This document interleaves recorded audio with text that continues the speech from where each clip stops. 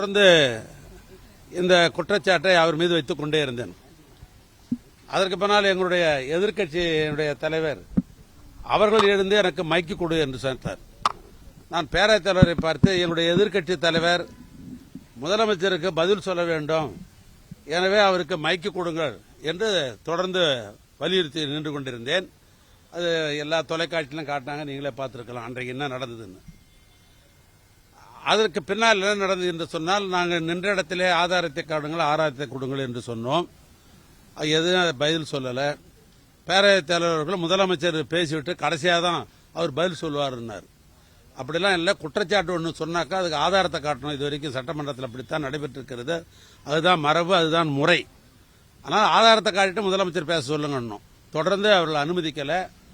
அதுக்கு பின்னால் அவர் எங்களை வெளியே தூக்கி போடலான்ற ஒரு நிலைக்கு போய்விட்டார். அது ஆனால் நாங்கள் எல்லாமே அமைதியாக வெளியேறிவிட்டோம்.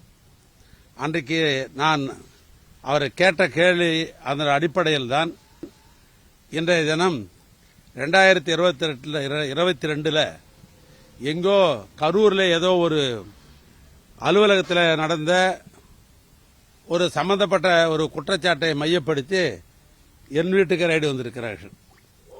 என் வீட்டுக்கு ரைடு வந்தது மாத்திரம் இல்லை, இது என்னுடைய முகவரி, என்னுடைய வீடு. இதனில் என்னுடைய சொந்த கிராமம் சேகூடல் என்கிற சொந்த கிராமம். அங்கே என்னுடைய இல்லம் இருக்கிறது. அங்கதான் என்னுடைய வாக்காளர் ஜாபிதெல்லாம் அங்கே தான் இருக்குது. அங்கே தான் நான் வாக்கு பதிவு செய்கிறேன். அது என்னுடைய கிராமம். இது ரெண்டு தான் எனக்கு சொந்தமாக இருப்பது. ஆனால் திருவண்ணாமலைக்கு சென்று அங்கே கல்லூரிக்கெல்லாம் சென்று, ஒரு கல்லூரி நடக்கிற இடம், அந்த கல்லூரிக்கு சென்று அங்கே போய் பரிசோதனை என்ற பேரில் அந்த கல்லூரியை காலையிலிருந்து மாலை வரை அந்த கல்லூரியிலே அங்கே போய் ஆய்வு என்ற பேரில் இந்த நிமிஷம் வரைக்கும் அந்த ஆய்வை நடத்தி கொண்டிருக்கிறார்கள். நீங்களே பார்த்தீங்க தொலைக்காட்சியில் அந்த கல்லூரியெல்லாம் காட்டி கொண்டிருக்கிறார்கள். அந்த கல்லூரியில் படிக்கிற அந்த பொறியியல் மாணவருடைய மனநிலை எப்படி இருக்கும் யோசித்து பாருங்கள். ஆக சம்பந்தமே இல்லாத பொறியியல் கல்லூரியிலே போய் அங்கே போய் சோதனை என்ற பேரில் இந்த சோதனையை நடத்தி கொண்டிருக்கிறார்கள். இதெல்லாம் என்னன்னு சொன்னால், இதெல்லாம் செஞ்சாக்கா நாங்களாம் பயந்துருவோம் அப்படின்றதெல்லாம் இல்லை. நாங்கள் திராவிட முன்னேற்ற கழகம் மிசாவை பார்த்த இயக்கம், இந்த இயக்கம் இதுக்கெல்லாம் நாங்கள் பயப்பட மாட்டோம். இன்னைக்கு ரைடு பண்ணலாம், வழக்கு தொடரலாம், நீதிமன்றம் ஒன்று இருக்கிறது. நாம் கடைசியாக நமக்கு இருக்கிற ஒரே நம்பிக்கை நீதிமன்றம் தான். எனவே நீதிமன்றத்தில் நாங்கள் நிரபராதி என்பதை நான் கட்டாயம் பொறுப்பு பண்ணுவேன். ஆனால் எனக்கு மடியில் கனம் இருந்தால்தான் வழியில் பயம் என்ற ஒரு பழமொழி உண்டு. என்னை பொறுத்தளவுக்கு நான் பயப்பட வேண்டிய அவசியம் இல்லை. நான் பரிசுத்தமானவன், எந்த தவறு செய்யாதவன். இவங்க திரும்ப திரும்ப இவங்க சொல்றதாலே, ஒரு பொய்யை பலமுறை சொல்வதாலே அது உண்மையாகிட முடியாது. அதனால் சொல்றேன், நீதிமன்றத்துக்கு நான் செல்வேன், நான் நிரபராதி என்பதை நான் காட்டுவேன். நான் திரும்பவும் சொல்றேன், எங்களுடைய இயக்கத்தினுடைய தலைவர் மிசாவிலே ஓராண்டு காலம் இருந்தார்கள், உங்களுக்கெல்லாம் தெரியும். அதுக்கு பின்னால் இந்த தமிழ்நாட்டில் மக்கள் விரும்புகிற ஒரு அற்புதமான அரசை திராவிட மாடல் என்ற அடிப்படையில் நாட்டு மக்களுக்கு போய் சேர வேண்டிய அத்தனை திட்டங்களும் சேருகளுக்கு ஒரு அற்புதமான ஒரு அரசை நடத்தி காட்டியிருக்கிறார்கள். அதனால எங்களுக்கு எந்தவித பயம் இல்லை. நான் நீதிமன்றத்தில் நான் சந்திப்பேன். சார், 40 லட்சம் ரூபாய் கணக்கில் வராத ரொக்கம் பறிமுதல் செய்யப்பட்டிருக்கு, நிறைய ஆவணங்கள் பறிமுதல் செய்யப்பட்டிருக்கு அப்படின்னு சொல்லியிருக்காங்க. போறப்ப ஆப்பிள் மேக் ஸ்டுடியோ எல்லாம் தூக்கிட்டு போயிருக்காங்க. ஸோ என்ன மாதிரியான விசாரணை இதுக்கப்புறம் இருக்கும், உங்கள்கிட்ட என்ன மாதிரி சொல்லியிருக்கு?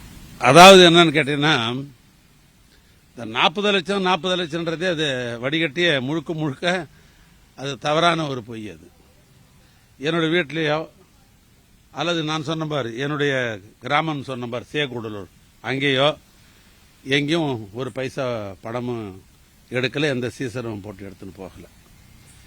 என்னுடைய அலுவலகத்தில் இருந்த கம்ப்யூட்டர்கள், பொதுவாக நான் அமைச்சராக இருக்கிற பொழுது துறை சம்பந்தப்பட்ட அறிக்கைகள் இங்கே தான் தயார் பண்ணி நான் கொடுப்பேன். சுற்றுப்பயணம் போகிற அந்த சுற்றுப்பயண பட்டியல் இங்கிருந்து தான் கம்ப்யூட்டரில் தான் நான் அனுப்புவேன்.